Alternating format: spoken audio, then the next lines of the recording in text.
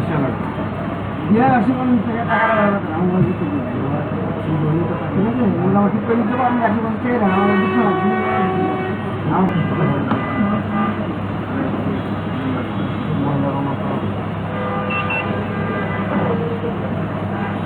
আমার মাছ ঠিক আছে আপনারা জিজ্ঞেস করে মতন না ঠিক আছে আমি দিতে যাই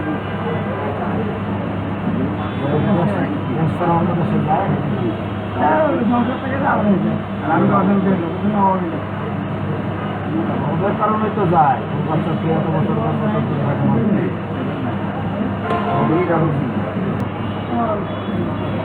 ছিল